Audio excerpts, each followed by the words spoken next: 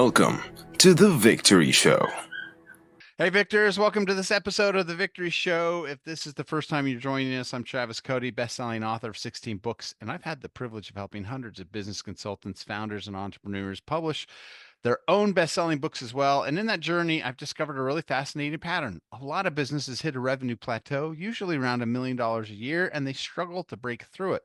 So on this show, I sit down with some of the world's most successful CEOs, leaders, and business owners to uncover the strategies they used to overcome those plateaus and scale their businesses to new heights. And more importantly, how you can do the same. So get ready for some deep insights and actionable takeaways that you can implement in your life and business starting now. My guest today brings a global perspective to building wealth, investing smart, and scaling opportunity. Han Ko is a venture capitalist and commercial real estate investor with an international background and a sharp eye for growth markets. Through his work with the USA Co Group, Han is helping shape the future of venture investment and real estate development, blending strategic capital with a global mindset. So whether he's investing in promising startups, spearheading major real estate projects, he's focused on creating long-term value and bridging opportunities across industries and borders.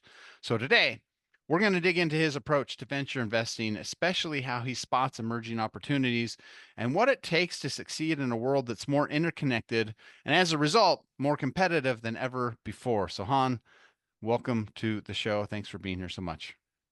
Thank you. It's my pleasure and honor to be here. I love the fact that we get to have somebody here that's got a global perspective. I think sometimes American business owners get in this little bubble of like the American economy is the only thing, and we sort of forget that there's 8.7 billion other people on the planet that aren't in America. Right. So let's talk a little bit about your journey. How I'm always fascinated by someone, especially someone who ends up in venture capital. How did you get there? Did that choose you, or were you somebody at a young age? You saw Wolf of Wall Street and you were like, that's it. I'm gonna be like that guy. I'm gonna be in charge of the money. Well, good question. Actually, my simple answer to the question is both ways. So my journey started as a engineer. Actually, I was born in South Korea, immigrated to USA when I was young, and I grew up in Southern California area. Oh, And I majored in engineering, actually computer science and electrical engineering to be exact. wow. And then I did a degrees in, undergrad and graduate degrees in that field.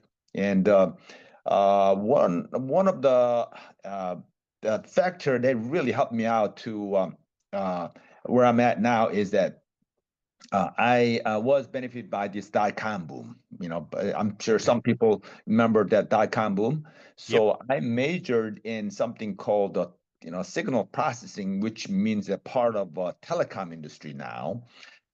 So I worked in the industry for a while because my degree and my graduate degrees actually thesis was in that field. So I worked in that, and then dot-com boom happened. And frankly, I didn't know what the dot-com boom was at the time. I was right in the middle of it. I was just busy working as a young engineering background guy who just tried make a career, doing my best, and I was doing my best. So I just worked hard actually. My one important aspect of my life is that work ethics. So my parents taught me that, hey, somebody pay you $100, make sure you do $120 worth of work.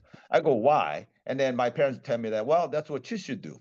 So okay, it become part of me. So I'm working hard. I was not afraid, and I'm not still afraid. Working hard, get my feet wet, if I have to. So that's me. So I was pretty hard worker, and then they helped me to give me a lot more opportunity. And one of the opportunities was the seeing the landscape of technology change during the dot-com boom. So make the long story short, I was working in a telecom industry. I saw an opportunity to come up with a software platform to be exact, that these companies need, telecom companies need. So I saw the opportunity, and I left the industry and pursue my dream in a way. Actually, not in a way, to be exact, it is American dream. I didn't know I was pursuing American dream. It is American dream. It is American dream still. Anyway, so I followed my heart. I left the company. I came up with the algorithm, wrote software, and sold the company. So we call it now, exit. At the time, I was just selling. I was doing my best. So I went through that as a young engineer with the entrepreneur, desire and ambition. I was able to do that. And then one of the things that now when I look back, one of the things that I was really benefited by is the dot-com boom. So one thing I know this program is kind of share my background, my what I did right and what I did wrong, right? And I want to share that with you is that Yes, of timing. course. We want to know the mistakes along the way and how you overcame them, Right, because so many businesses run into problems, and so many people then quit and move into something else. So right, exactly. So that my point is that again, at that time, roll back about 30 years ago, I did not know that I was right in the middle of it. I was grasping the opportunity as a right time, but it was right time. It's timing. So first sure. advice to people is that do not miss the opportunity. To be honest, if I sat on that thing, again, I had a good paying, comfortable job with a good career going. Okay, I was told that I'm going to become a senior vice president, one of the youngest one in the Oh organization. wow. Yeah, but I had to quit, and it was a hard decision because who would want to quit the good paying and good career track job, right? Yeah. Especially you're happy with it too, but Did your parents panic? They're like, "Oh no, what are you yeah, doing?" yeah, of course, everybody tried to talk me out of it. My father, who is not in IT field, he's a commercial investor, which I'll probably get to in a few minutes. But so he knows the business, but he did not know IT. He thought that you worked hard, you're crazy, and again, a lot of people around me, including my boss, thought that you got good career going. Why you try to leave? But I'll be honest, it was a hard decision. I had to sit on it for a while, but at the end of the day, my parents told me that especially my father, saw me that it was a struggle for at least a few months of time. That hey, look, should I follow my heart? Should I follow my head? Right? It was kind of that Mm, decision making, story. So my father told me, hey, look, I'll support you. He knows that he was very strict man, by the way. So he really didn't tell me what he thinks in real friendly way, in his own way. But at the time comes down to important decisions. He told me, hey, look, I support you. I think you're gonna regret if you don't follow your heart this time. So he said, I know you're a good guy, and then you're a good son. So you're gonna do something good with your life. So I trust you. So go ahead and do that. So it was a big decision. I mean, it was good yeah, big decision, but it was a good support from my family, which is good, and wow, also along with people around me and with my friends who sure, knows what I was going through in my head, and yeah. So anyway, so it's a good support system. Nothing really systematic, but it's more like friends and family at the time. At the time, the Star World Entrepreneur Program, entrepreneur ecosystem was not like what we have now. It was not a systematic thing. sure, So yeah, but then also at the time one thing I knew was that there's a lot of money was around. So when I look back, I'll be honest with you, I followed the money. So I actually somebody asked me, well, how come you go into IT field in right time? If you say was in a say control systems in a .com boom, that didn't really work that well, but I just followed the money because when I went to graduate school, I decided to find the advisor who got the most money. Happened to be in that telecom field because it was most money, right? I did not mm, know I was so in a way, those factors are the industry chose me because I just followed the money. That's how I did it. So I'll be honest with you. When I was younger, I did not know what the telecom industry what kind of opportunity telecom industry will sure. present to me. But anyway, so yeah, so Well, that and that is then definitely a little bit opposite of how it feels the younger generation is today, where they pursue a degree for something that they think makes them happy, but there's no opportunity for it on the end, and you're like, where is the best opportunity? And right. then those open to you. But take me through, like, you walk away from the company, you now obviously because of working in the telecom, that gave you the insights to realize there's this huge need, because you kind of were seeing behind the scenes of the things that weren't being solved. Walk me through what it was like, kind of going out and launching your own company, because you said like you started it and then you exited. What was that window like? How long did that take you? Well, that window is about about 12 months, roughly about Wow. 12 to 14 months. And then because, again, timing. Sure. When I decided to follow my heart, leaving the company, uh, I had to come up with an algorithm because again, I could not be a part of the company become big corporate, corporate America, because they're gonna there's intellectual property, Sure. claims, involved, right? So Yep. I had to resign myself, which was one of the most difficult part that I had to do because I'm putting my career on hold, right? Remember, I'm an engineer. I was an engineer.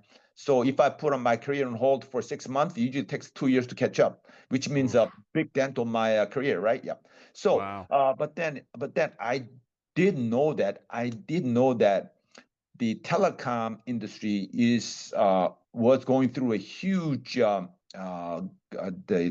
internet traffic growth, Yeah. right? And so like .com, a lot of devices getting created, and then servers, and then computers are added to the network, and mobile device starting high demand. So it was just like luckily I was in a field where I see that the signal processing was the field that I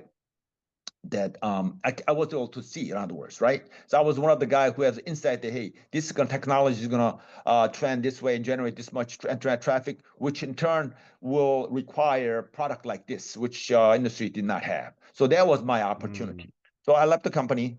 I wrote a software in about 12-month time, and I tested it. Tested it. I made a lot of mistakes because one thing I did not know was that coming up with the algorithm, writing a software is one thing, but testing with the production data is very vital to these. Mm. My clients. My clients Sure. were like a large cost $1 billion companies, and I was just one young guy, who thought they knew the industry. I knew some people in the industry, but I did not know how what the $1 billion companies wanted. So I went through ran around a lot of circles to prove my product to them, and then eventually did. But one thing I learned was that the networking was very important because luckily I never burned any bridges, so I knew a lot of people that were willing to help me out. Also timing again, Mm. because by the time when I came up with a product, the industry was realizing that they need a product like mine, but I already filed a patent, so they have to, go through me to use my product, right? Wow. So, timing, and then also the respect. I mean, in other words, retaining, securing your intellectual property. Those things I learned dearly because if I didn't, frankly, I wouldn't be here now. Anyway, yeah. So that's lessons I learned, and then So you so developed eventually. the processes and then you patented it. So by the time people caught up to where you are, they had to go through you because you had held the patent on it. So did that end up resulting in, is that why you ended up selling the company? Because people wanted the patents, so they just came and acquired the company for the intellectual property rights? That is correct. Yep. At the beginning, I filed the patent. I sold the licenses of my software, but internet traffic, the volume grew, and they saw that the more and more licenses required for their operation. So they decide to they want to buy. So I sold it to a high bidder. They simply put. Wow. Wow. I mean, that's got to feel pretty good at that point in your career. So, okay. Right. I made it right. Yeah, I made it simple, but when I'm selling it, everything the first time, there's a first time for everything. When I'm selling a company, I never sold the company first time, right? I made a lot of mistake. I can write a couple of books on that one too with Travis. But anyway, I don't What know. not I to don't think do that when you're selling your first company? exactly what not to say, what not to do, what to do. I mean, I can come up with another whole scenario. One thing I remember did was that I was trying to get on radar on these $1 billion companies, Hmm. and it's really hard because there's a like an innovation acquisition unit in each of these big companies, and they're not engineers a lot of times, right? Sure. What their job is, they go out there looking for big companies. I'm not big companies. The high tech companies that's going to bring value to their company. And I need to get on their radar somehow. And I could not get on their radar because I just taking a wrong approach. So I had an office in San Francisco, and then I did I hosted event, but everybody's hosting event. I'm a small guy in the block, right? So I couldn't really, my company name was not known well. So I mean, Sure. but I know my company is it's basically serving the infrastructure of these big companies. I know they need it, but I just could not get on. So Mm. I actually went out and then I did all kinds of stuff, but I found out that doing an actual driving around spotting a billboard, remember, and back then the digital marketing was not, prevalent. So a lot of people actually still use the paper and then also Yep. look at the billboard. So I ran around and spotted a billboard, and then I used that one. So what I did was I actually find out that the acquisition unit branches are offices are. I actually drove into their parking lot, and then I figured out that who roughly work there, and then what's their salary level, so I know their line of movement when you get home, right? When you leave from their office, go home, Yep. and when you leave the parking lot, and then they'll take a turn right to get on the highway, and then you see the line of sight that there's a billboard. I want that one. That's how I went far. So I actually rented those, and then I targeted their office. They did not know, but I targeted those people who You work in the you small were you office. were targeting geographically before anybody even knew what that was. Exactly. Yeah, I was doing very targeting, marketing, and then every person passed by, I see it. They would not doesn't make sense, but I put an elaborate choice of location and then also message for them, and then so they would call my office. I mean, so that's how I my desperate marketing, and they worked. So yeah. All right, so you got the first business under your belt. Does that boost your confidence and you're like, okay, I can do this again, or where do you go from that point? Right. It was a tremendous boost because first exit was really good, and to a point where I was able to, help my parents to pay off, one of the, uh, uh, you know, commercial was the Wow. investment portfolio he owned. So I was able to work with him, and then yeah. Anyway, so from then on, first exit, we call it exit, right? Selling company. Exit was really good. I took some time off, of course, and I realized that okay, well, I don't have to work rest of my life.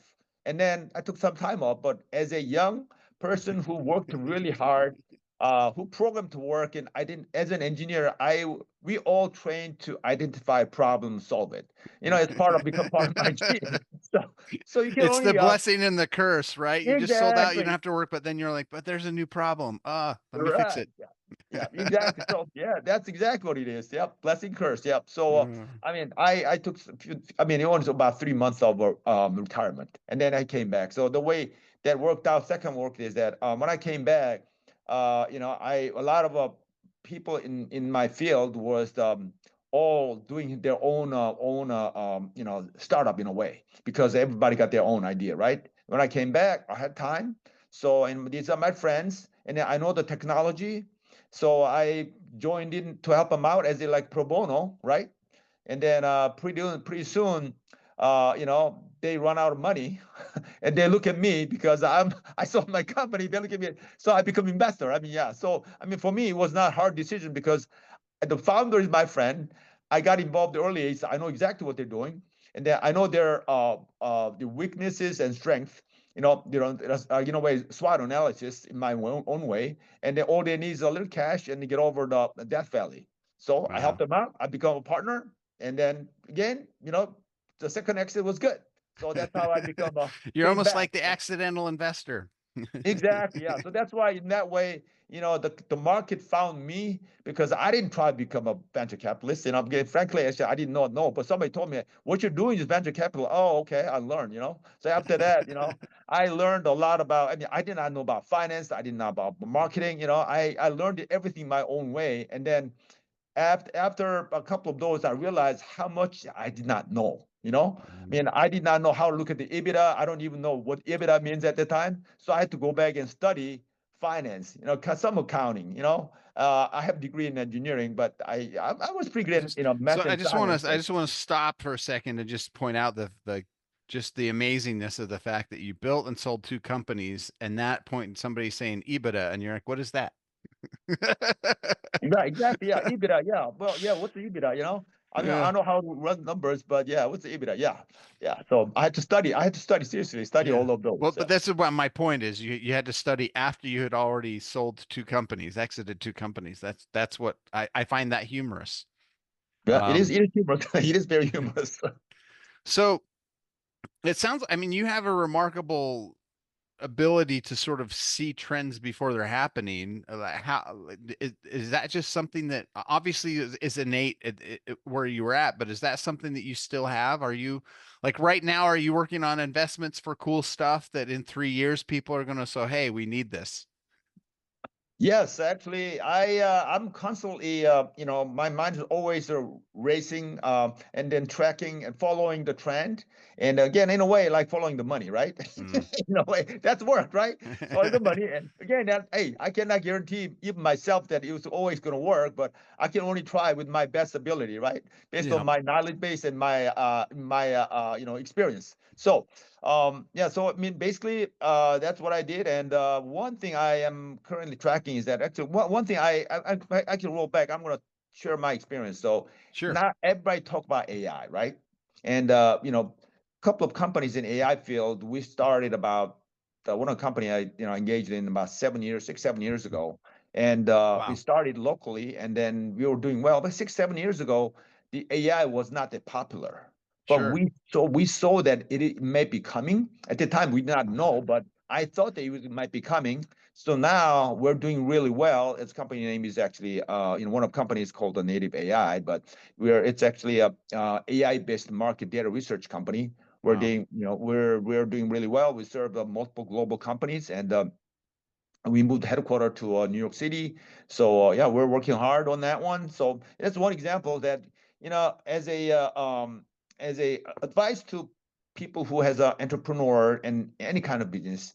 My thing is first of all, again, timing. If I need to go seize the opportunity, if I miss it, the window, then it will not work. That's what I learned. And number two, my what I learned was that you know keep good people around you. Okay, people, trustworthy people. And then I learned what I learned is that I need to open my mind, learn to listen and learn, right? Mm. Because some people telling me a lot of times, a lot of things, a lot of people, a lot of times when I met people like startups, they're so focused and they're so highly laser focused and trained and knowledgeable. Sometimes they don't have time to listen, and that's not the Mm. best way to practice. So that's what I learned. So, I mean, those Interesting. things will, yeah, but you have to identify which is good advice for you, which is not. And that's important because, if you take a wrong advice, of course, you're going to, basically you're going to burn a lot of time and money, right, in your operation, Sure. right? What Yeah. was it? Uh, oh, I'm blanking on his name. Who was Warren Buffett's training partner for all those years? Oh, right, right. Yeah. Uh, Yeah, exactly. I you forgot know that the too. name. I can see his Yeah, I know face. I that. can see his book. I'm blanking on the name right now. But one of his famous statements was the most expensive advice you'll ever take is the wrong advice. Yeah, exactly. Yep, that is true. uh, Yep. Yep. well, yeah, that makes sense to me. Right? Especially, I know this landscape's changing a little bit now, but especially in the early to mid 2000s, most startups were bootstrapped by kids in their 20s with a big vision. And I just think back to the way I was in my 20s, and yeah, like I have my vision, and that's my vision, and I'm not going to listen because this is my vision. So I can see how you get in scenarios where they get their heads down and they're growing, and they're like, no, you don't know what I'm doing. I'm doing this thing over here. So that's interesting to get to the point where your ego can go, yes, I'm doing the thing, and what can you see that I can't see, right? And I think that's yeah, and from what I understand, I've never been through the process myself, but that's one of the benefits of bringing on a venture capital partner, right? Is that you can see things that they don't see and can help accelerate the growth, and more importantly, help them avoid some of the pitfalls that could set them back. Exactly. Yep. Yep. If you like, I look at it this way: the founder and the person in charge is going to be so busy. Look at they have to have a tunnel vision, right? You're going to look at the end of the tunnel and run. Yep. Okay. Yep. And a lot of times you don't have time to see what's on your right or left in your kind of hurdle. That's why you need the team right behind you looking at it. Hey, wait, look with your right flank. There is a, there is a, hurdle there. You got to avoid it or jump over. That's why I strongly recommend to create a good team right from the beginning so you can actually work with them and then become a good supporter for you. Okay, right. All right, so let's dive into a little bit about the financial aspects here then. For let's say we're a startup company that's making $500,000 to $1 million a year. Like what's the most important metrics for a company in that revenue range? What are the things they should be looking at daily from a financial standpoint? Right. Good. Very good question. So first of all, I would make sure it's more like a financial projection. Mm-hmm. So as a company owner and founder, you know that what kind of run rate you have, right? Yep. You have a cash burn rate. So as a startup, especially entrepreneur with the beginning stage of operation, it's very vital to have your capital use the best way, maximize the use of your capital, right? So extend your runway as much as possible. So to do that, there's a few things you can consider. So number one, the location. A lot of times the startups are okay. I'm gonna go to Silicon Valley, which is great. Go to Silicon Valley, yeah, you get a lot more access of talent and then capital and stuff. But at the same time, things are very expensive. Okay, so you should consider other. What is the priority? That hey, is that a location really vital to me, my industry, or my solution, or my value proposition to my customer is actually requires my presence in like Silicon Valley, or could I do it in another places like Midwest or Yep. East Coast? Okay, those are very important factors because they can run because every company will run into we call it death valley, right? So so you have to be prepared before you hit the death valley. Otherwise, your very hard work and your dedication, passion will not be realized. So that's my Sure. advice. Well, and that's fantastic advice. And I think again, for the longest time, Silicon Valley was the only place really that you could have that network. But now we're getting all these little hubs, right? Silicon Beach and Santa Monica, Austin's becoming a little tech bed. I know Nashville has got some stuff going on, right?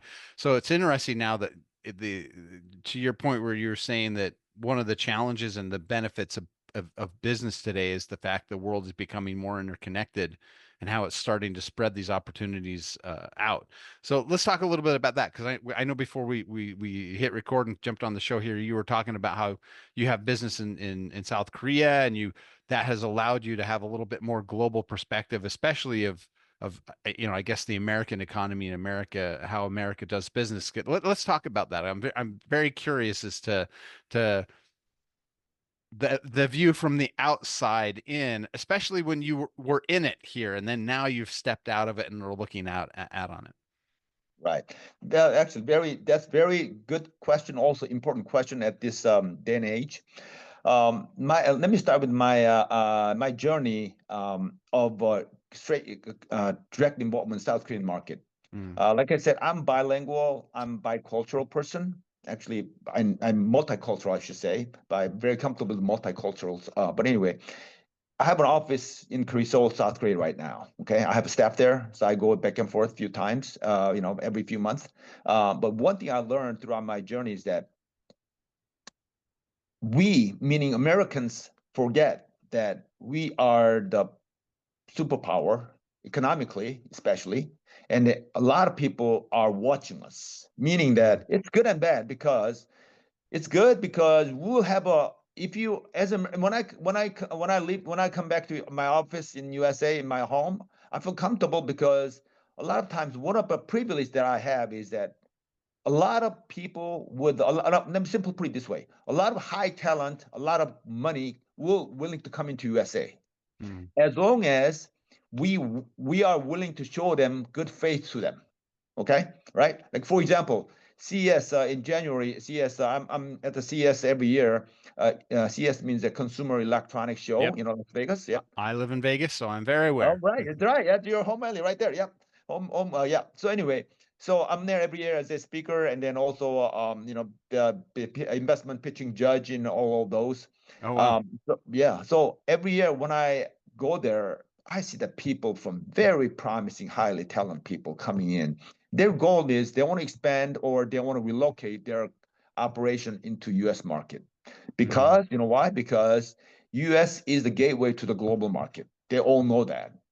Nobody was going to dispute that. So number one, we meaning that our American market, especially U.S. market, has to be have a mentality of embracing them, because world is give and take.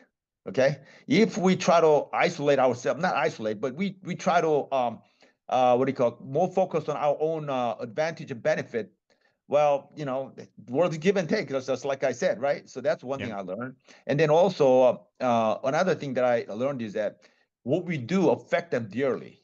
For example, if we make a certain decision in a economic, global economically, global economic sense, it actually affects them a lot more than we think. And a lot of times we don't think about that, because a lot of countries, a lot of markets are depending on or intertwined with U.S. market quite a bit.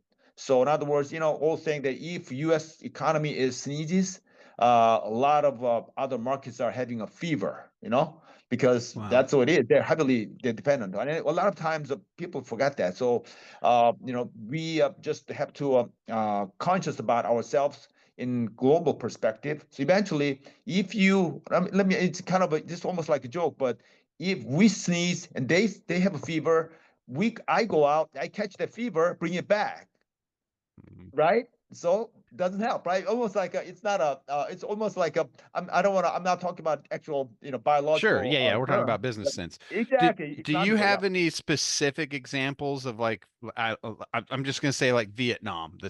I'm just making this up. I don't know where that even came from, but like in terms of like our trade with Vietnam, like what's something that the US could do that could severely impact like the well-being of Vietnam as a whole? Right. Vietnam. Well, how about this? Let's pick the South Korea, okay? Okay, Because let's do that. South Korea, I've been to Vietnam. I have great respect for them, but I've been to South Korea so many times, and also I have Sure. office there. So, Well, how dare we talk about something you have experience with? I mean, geez, I should ask a better okay, question. okay. I just can have a better share of a better experience, a better explanation of my basic experience. I mean, great Vietnamese. I have been to Vietnam many times because of the investment purpose. Yeah, yeah. But Yeah. yeah. But anyway, Okay, but yeah, I that's don't speak. fine. So South Yeah, Korea works great. yeah. South Korea. Yeah. So, um, for example, so South Korea is actually, before this, I'm going to generalize my perspective Of advice first. course. When you enter the market, you have to know what kind of economic structure they have in really broad term, also regional, specifically local term, right? In Hmm. South Korea, it's very export-driven market. Okay, I don't know a lot of people or not, but this is 10th largest economy and very dynamic culture and the technology and investment thesis, right? So Yeah. if you know that, then when you go there, you kind of know what to do, because you try to go to export market, try to focus on selling yours, you only try to sell stuff to them, it's not going to work well, because their economy, if they try to import, in other words, if their economy is not designed to import only, right? They have to Sure. export more, Yep. because South Korea, for example, don't have they only own the best capital they have is a capital, human capital. They don't have oil, they don't have a mineral resource, and they don't have much other stuff. But they built it to 10th largest economy in the world by just Wow. owning human capital. So you have to know what they have, what they don't have, right? So in that way, we can actually read their agenda before even they tell us, right? So that's how I approach it. So that's Wow. one of the advice that I go there. Hey, look, that's why whenever I enter the market, I studied. When I went before I enter Vietnamese market, I studied at least 3 years. I've been there. Wow. First time, yeah. I mean, again, like I said, I try to build a business connection over there, and then multiple ways. And then yeah, so I mean that's another whole topic that I can talk about. So yeah, anyway, so entering new market, working with a new market is very it's almost like an art form, right? Because it takes a lot of different approach, from language to culture to just their current economic trend, right? Sometimes they follow what we do, sometimes they don't like follow what we do, and sometimes they are more close to our economic adversaries in a way, right? Sure. Then you still have to work with them, because you want to go in, be successful in your operation, you have to work with them. Yep. So it is a multiple perspective Well, that I you can think do. that, obviously we were talking about this earlier too, right? Just the global perspective and the culture and being savvy of the culture. And I think, Hollywood is learning that the hard way. They're trying to export their culture that, big chunks of the planet don't necessarily appreciate, and they're feeling that pain, right? And it all stems from what you said. There's no understanding, there's no attempts to go there and study the market and see what's going on. So that's fantastic. So from where you're sitting right now, like what are a couple of the most exciting opportunities that are starting to kind of emerge right now? I know we talked about AI. Is it all in AI? Is there anything else that's going on right now that that's got you kind of excited as an investor? Yeah, so well, thank you for that question. I have a lot of exciting stuff going on, and my life is full of excitement every day. So I'm glad to when I in the morning when I open my eyes, I'm busy, but I'm glad that I woke up right. Anyway, yeah. So like I said, I'm hardworking. The guy with the optimistic attitude. Anyway, so first of all, AI is of course in the deep, that's one of the top priority in my book. And then also blockchain, Hmm. also healthcare. And these are all the companies actually I do have already deep engagement as an investment and also advisor, and then also actual chief officer role. Well, Also, the commercial real estate development is embracing a lot of technology. One of the projects that I'm engaged is called the Gateway South Project. Is mhm. actually, if you see my background, Arch, right? St. Louis, Yep. Missouri, Arch, Yep. where I live. And I have a home in other other towns too, but this is considered my main home. Other than I grew up in LA. Mhm. It's like 100 acres right next to the Arch, right there. You see that in my background, and Yep. we're developing a project, and we're trying to. This project we expect to create about 7,000 to 8,000 jobs in the next about 8 to 10 years, and Wow. about 100 acres right next to it.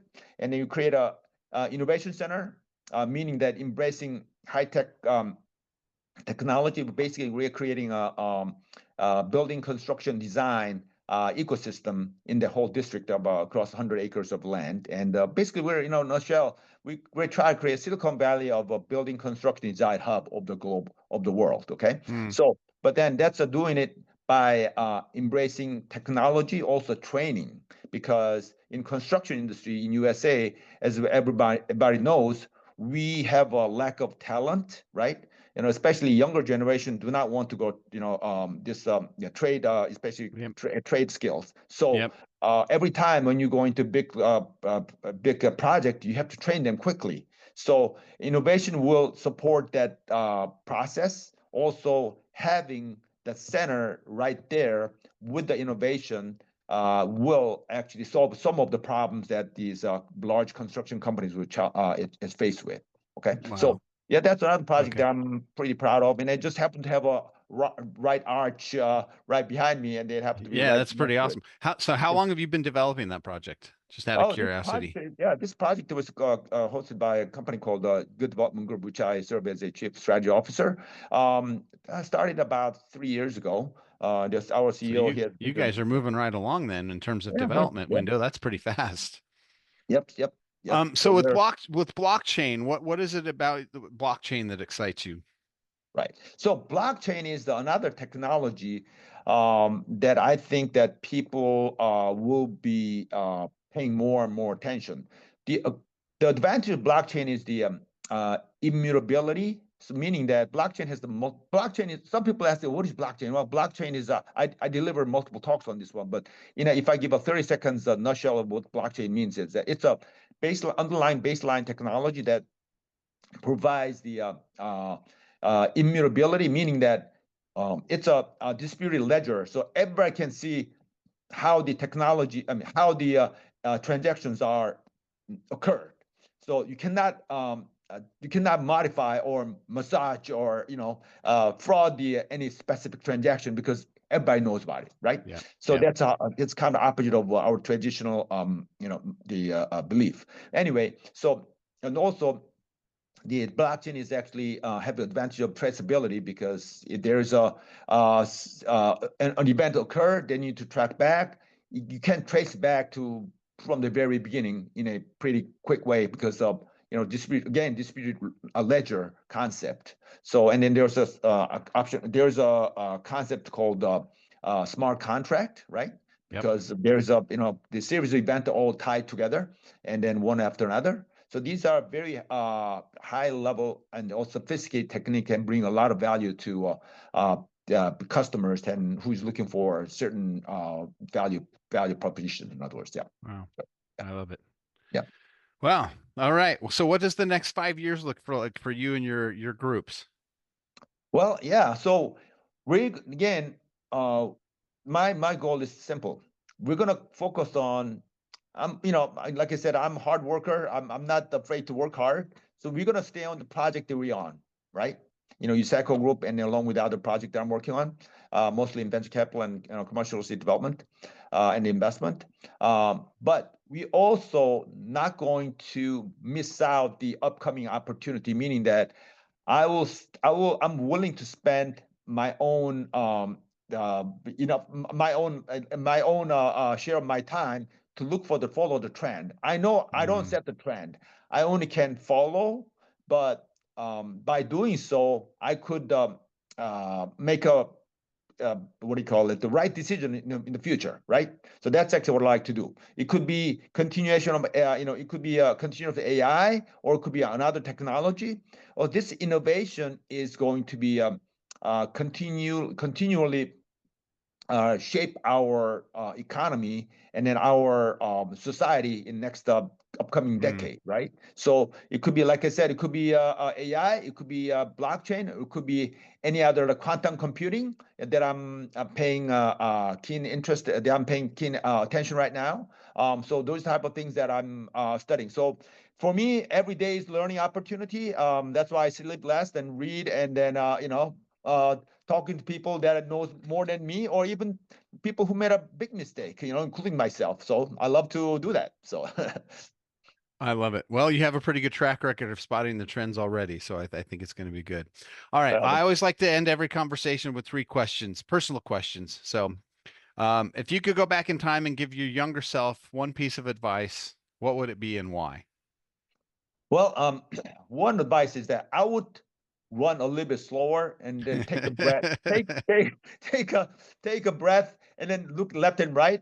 A lot of times, I'm still, as you can see, I'm fast talking, guy, and then just because that's me, but I'm just a trained and I like to set goal, run for it.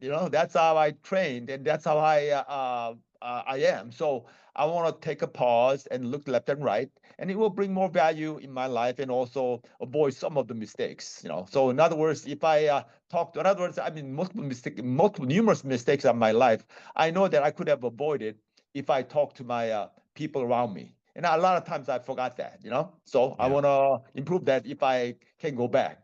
So I love it. All right. So what belief or mindset do you feel has had the biggest impact on your success so far? it's kind of paradoxical if I say this, but it's my attitude, just set a goal and run for it. Okay. Again, like I said, I'm not afraid to get my feet wet, right? For example, if I I'm a commercial real estate investor.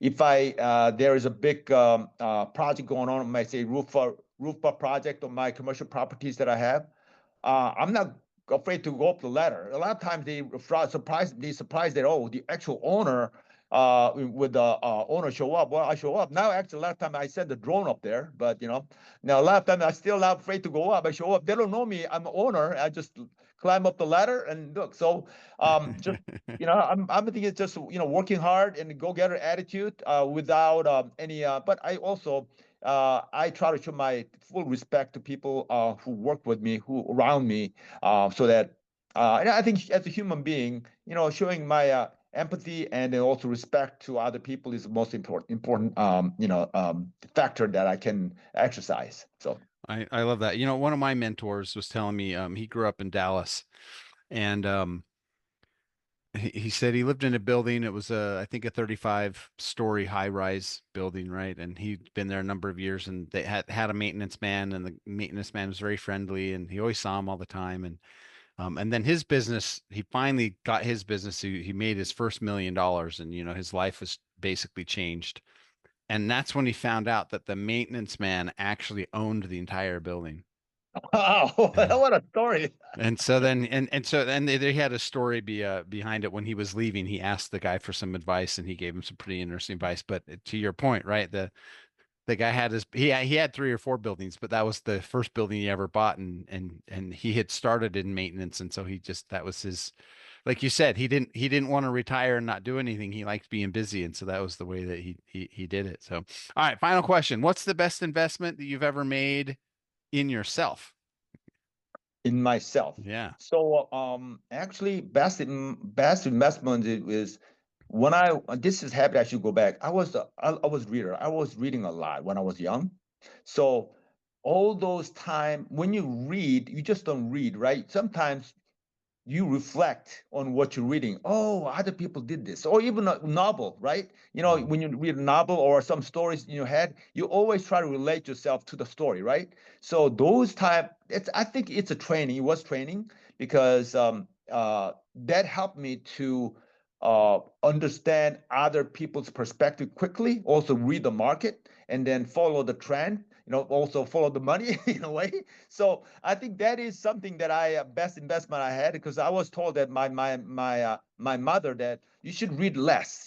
Which mother will tell you read less? Because I was a I was reader. gonna say, I don't think I've ever heard anyone say that. I know. Yeah. I mean, I was to a point where I was sitting during summer. I was sitting reading too long, and I started having a rash on my butt. My mom told me that. Look what you did, and then yeah, seriously. So I think that was the best investment in myself. Yeah, And of course, that habit did not just come naturally because my parents, of course, they created my parents, my siblings who encouraged me to read more. But it became a habit. So yeah, it was a good investment that I did in my life. I love it. All right, so somebody's listening to this episode, reading this chapter in the book, and they love what you're doing, and they want to get involved in, maybe they've got a company and they're looking for an advisor, or maybe they want to invest. Like, how do they find you? How do they get in contact with come into your ecosystem? Sure. So we just find me from LinkedIn, or you can Google my company, my background, USAKO Group. It's called, we pronounce it USAKO Group. I'll help you to memorize it. USAKO Group, United States of America, KO, my last name. Yeah, Okay. I love So it. USA, my last name, and then group. And my name is even simpler. My first name is Han.